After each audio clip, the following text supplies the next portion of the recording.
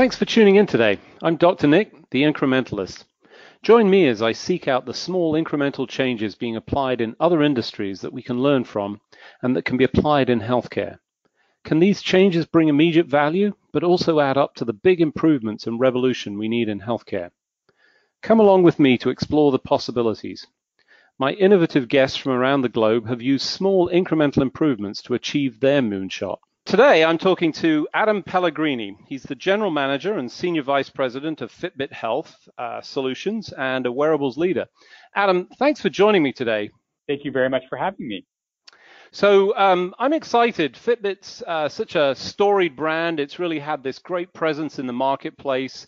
There's clearly a move in that organization from what was essentially a consumer brand to focus very closely on the healthcare space in a specific way, with the addition of you to the team. And you have this long, storied history in the digital healthcare space. Tell us a little bit about how you moved from where you were and how you arrived there and what the thinking was at the organization when you arrived and some of your experiences today. Absolutely. Thank you so much for the question. So I have been passionate about digital health and consumer health for probably over 20 years. I've worked in a lot of organizations, from Microsoft with Health, the American Cancer Society, and even doing startups as well in the connected health space. I've always truly had a specific passion for consumer health engagement. I've constantly been looking for the right ingredients, the right sort of opportunity in the digital health evolution as we see this sort of space evolving for when we're going to see the inflection point of consumers engaging in health. So obviously, I had been watching Fitbit for many years, and myself a Fitbit user before I came to Fitbit.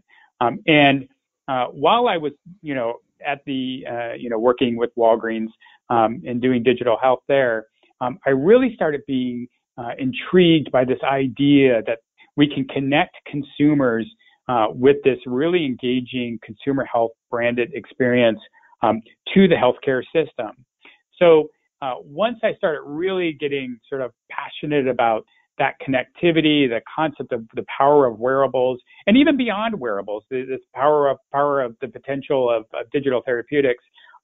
Obviously, when I arrived at Fitbit, they had already been signaling this move deeper into healthcare, but we constantly have been, I think, adding more and more proof points from a clinical research perspective, from an employer perspective, and the timing just became right to start really looking at how do we go deeper into healthcare and what does that actually mean.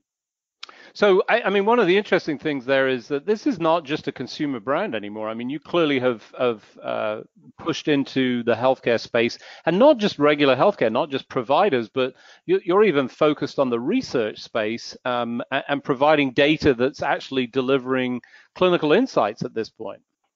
Absolutely. So, and just to set the context, we have a consumer business, and I lead what we call FitBit Health Solutions, which is really our enterprise business.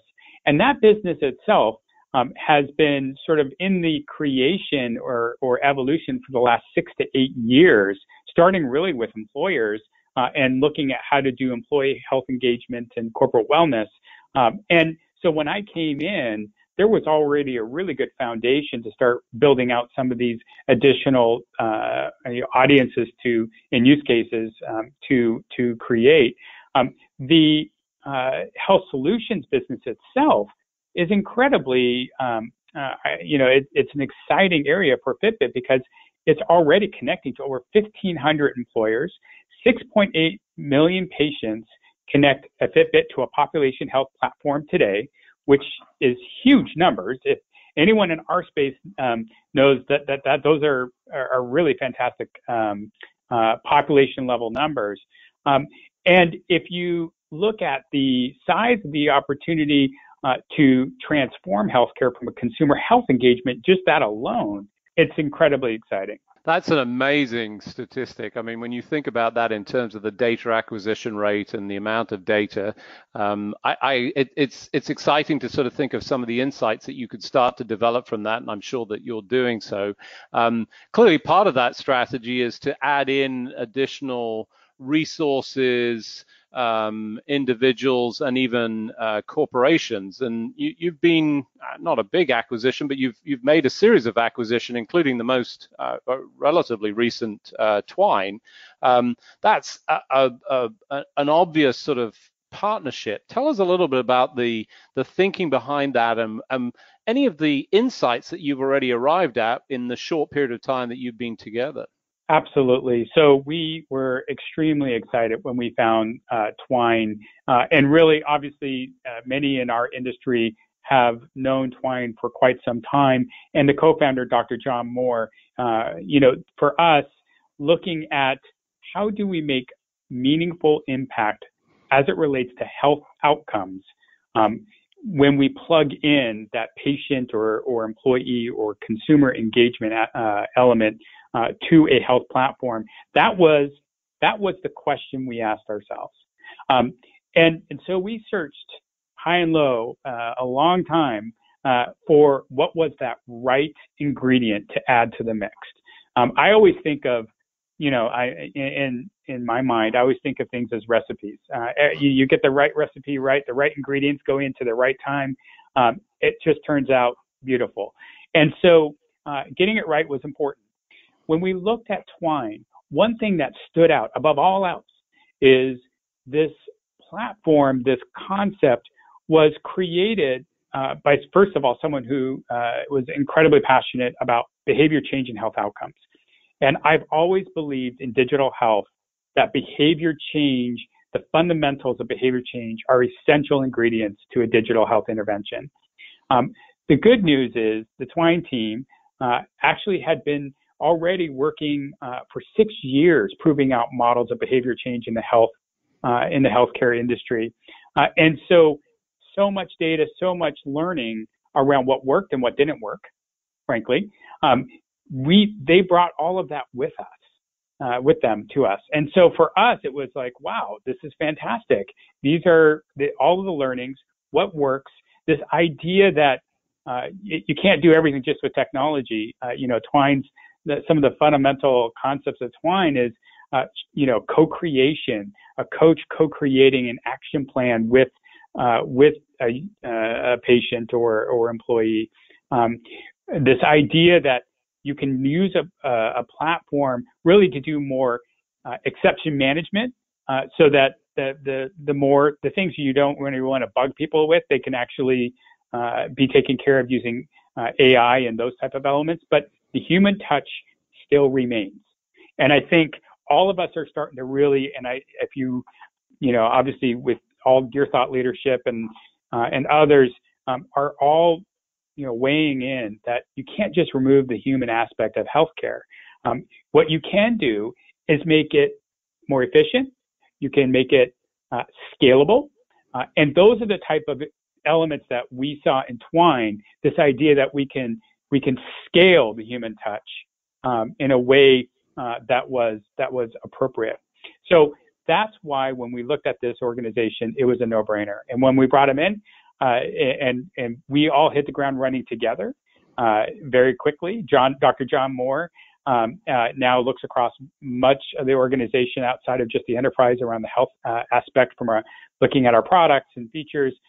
We've infused a lot of healthcare DNA so quickly with the Twine acquisition. It has been incredibly a great experience in a very short amount of time.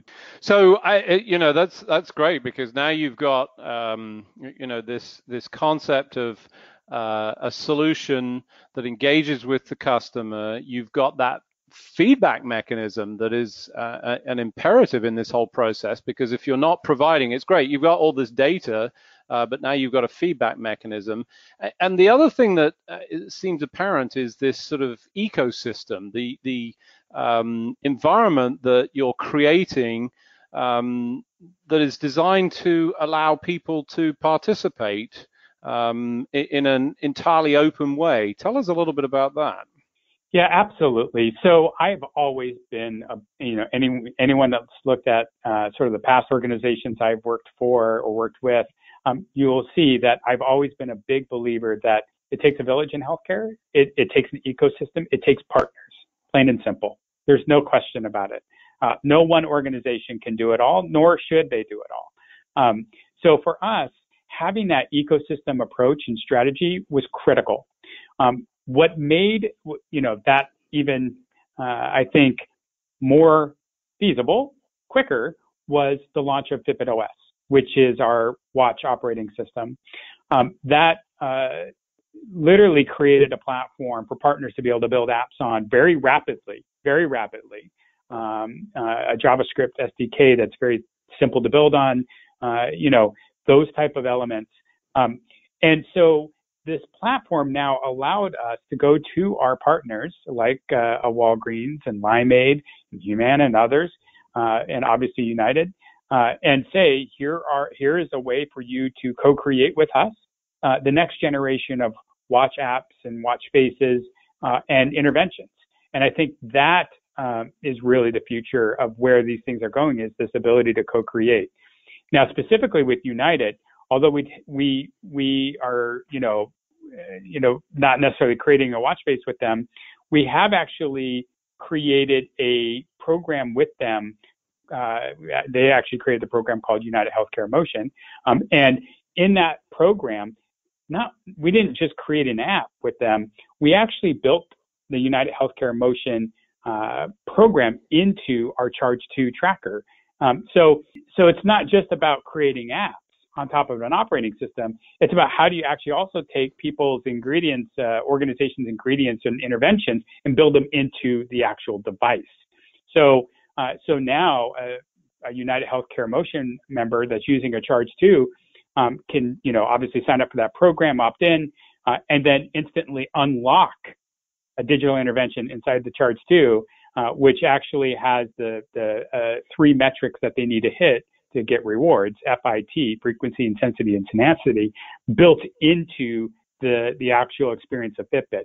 So there's building apps and watch faces on the operating system, and then in special situations, working with our partners to actually build experiences together inside our devices. So that type of really co-creation, I think, is critical for healthcare. So for those of you just joining, I'm Dr. Nick, the Incrementalist, and today I'm talking to Adam Pellegrini. He's the General Manager and Senior Vice President of Fitbit Health Solutions, also as a wearable leader. We were just talking about the Fitbit OS, and I was thinking about that in terms of, some of the incremental improvements that got you from where you started, which was, hey, we want this device, we want to track things, to an ecosystem. And I'm trying to tease out what were the sort of insights, those small changes that the corporation came to, or individuals came to, that go, wow, that makes a difference. That could really improve both the user experience, the consumer experience, the health experience. That's a really great question. Obviously, when I came on board a couple of years ago, one thing I noticed is that Fitbit as an organization, has constantly strived to innovate in this space, constantly learning new things, applying insights. Sleep is a fantastic example of this. So, Fitbit itself, has really done some amazing things as it relates to sleep. And obviously there's some unique elements of a Fitbit that actually lend itself towards being able to track sleep, like long battery life, multi-day battery life, as an example. We have already, brought in 6.5 billion nights of sleep over the last, since we launched the sleep feature. And that team didn't just want to track sleep. They wanted to learn from it. And then they wanted to take those learnings and generate insights. But just generating insights for insights' sake wasn't meaningful. What they actually, Fitbit actually did is took the data, took the insights, and then actually created this experience for users where they actually get insights and ideas based upon their sleep patterns, based upon machine learning that's layered across this massive data set. So to your point, these small nuggets, it's like a drop of water that turns into a waterfall, right? Quoting a movie from The Power of One, so that wasn't my line. This ability for insights to turn into actions, and those actions to be able to be manifested into an experience that people enjoy, that's something that the Fitbit team has done incredibly well throughout its 10-plus year journey. And the same goes to be, same's true for things like female health tracking. So just recently launched female health tracking, a fantastic feature, and one of our top most requested features, actually. More than 2.9 million users have added the feature to their Fitbit app. And 2.3 million users have added at least one period to the calendar, and they've logged over 3.9 million periods. So it's this idea that our users are saying, this is what we want, this is our top request, this is what would be meaningful to us, and then Fitbit constantly looking to try to meet the user, where they're at, and specifically deliver those insights to them. I think that's what I saw when I came in, and that's the power of the organization. It's a constant learning lab, and literally making sure that we're delivering things that are meaningful, insights that are meaningful, and actions on those insights as well. So I think, if I was to tease out a little bit of that, I would say that, some of the incremental aspects to this was the openness of the API, the ability for people to hack their own health, willingness and an acceptance of that, hey, this isn't our data. It's, hey, we want to make this data available to you as a user. And then, the other, it sounds, almost trite, but gosh, listening to your customers and realizing that that's what they want, just, wow, what a great idea. We should all do that. I didn't invent that idea. I didn't invent that idea. So. But, it's important to keep hammering that home, and especially in healthcare, because I think we fail to do that a lot of the time. So one of the things that's evident in this space, and I know you're familiar with, is there's a challenge with engagement. A lot of people have these devices, they don't end up using them consistently or, persistently. It sounds like some of this is working to address that. What's been your experience? Any learning that you've had from that to help understand how we can continue to engage and improve that engagement? Because obviously, if you stop listening to the data and using it, then it's like the treadmill. I didn't get slim with the treadmill that sits in my basement that I never use. Right. Well, I think I would go back to an example I touched on just a little bit, and that is the United Healthcare Motion Program. To me, that is a prime example of how, everything I just said, insights to action to rewards, how a health plan can create a compelling and engaging experience that works with a Fitbit and keeps people engaged. To date, over 30 million in rewards has been given in 180 billion steps since the program's inception. That's powerful. That's engagement. And really this idea that you need to do three things. So obviously, it's hard to remember lots of things to do, but the motion programs, the principal elements or metrics of motion is FIT, frequency, intensity, tenacity. And that shows up on your Fitbit. So if you can hit those three things every single day, those fill in those circles every single day for the year, you can get $1,500 a year or $3,000 per family from United back. That's the type of it's not just about rewards, but it's about hitting specific metrics, telling you what those metrics do. And then, oh, by the way, here you get rewards back. Those are some of the things that we're seeing out there that are working really, really well. I would also say our social experience is actually incredibly powerful.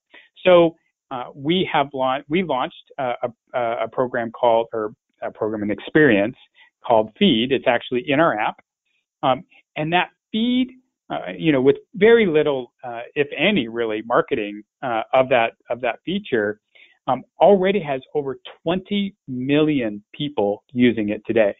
And what's powerful is if you actually go into the feed and you can go in and to join different communities, the stories, they're all positive. They're all inspirational. They're actually groups of folks that are going on hiking, like today, taking pictures. And I think I did it a couple of times on my vacation. I took some pictures and posted it on feed, and people were cheering me, and people that I didn't even know were part of my friend network became my friend network because they were like, wow, you went to that hike. And so I think it's this idea of social interactivity and collaboration. That's another thing that we're seeing is really driving engagement and sustained engagement. So I think there's no, I've been doing this too long to think that there is an exact formula to engagement. So I don't think we're there yet, but different things have proven out to work well. I think the interesting thing about that is that social networks actually contribute to health. I saw a really interesting presentation in Australia from a researcher that was showing that if you surround yourself with positive influences and positive, behaviors, and one of the things, just joining the Fitbit network, I imagine is actually a positive health impact on its own if you did nothing else. Well, we do actually have data that shows the amount of steps you have increases when you add a friend. So there is that, and beyond steps, actually, what's really interesting, and actually the stat is 2,000 more steps per day when participating in a challenge, 700 more steps per day when you have at least one friend. So those are actual real stats on social engagement. But what I would also say is this doesn't need to be just about walking. Our feed even, we've created groups for those who have type 2 or type 1 diabetes. Almost, I believe it's over 20,000 members are already part of those groups as well. So again, aspirational, inspirational. How do I eat right? Get fit while I am experiencing a condition. That's the type of power we can bring when we build things that are contextually relevant, engaging, and enjoyable for our users. Fantastic. So just in closing, any final thoughts as to where we're going? What's next? I believe the industry, and specifically looking at wearables and biometric devices, is really going to this place where we're building these evidence-based, outcomes-driven interventions. Many may call them digital therapeutics, et cetera, that are looking at how do we leverage sustained engagement, outcomes and evidence-based, protocols, behavior change, as I said before, which is so critical, all together into one package, or program, so that we're actually driving health outcomes at scale, and using devices also to validate those outcomes, just like our researchers do, the 600 plus clinical studies that have been done with Fitbits, really validating these interventions as well. So I see that's where it's going, but most importantly, listening to our customer and making sure we create these compelling, engaging experiences for them so that they stay on the intervention. Fantastic. So just remains for me to thank you very much for coming on the show, Adam. It's been a great pleasure. It's been fantastic being on the show. I really appreciate your time. I love your show and looking forward to additional dialogues down the road. Thanks for joining me today. Do you have any better ideas, or have you found a small incremental change that's brought about a big improvement in your world? Let's continue the conversation on our hashtag, the Incrementalist, or share with me at DrNick1 on Twitter. You can find more information about the show on our program page at healthcarenowradio.com. And tune in next time to hear my discussions with leaders and innovators from around the globe who've revolutionized their space by using small incremental improvements to achieve their moonshot. I'm Dr. Nick, the Incrementalist, and I'm starting a revolution through evolution.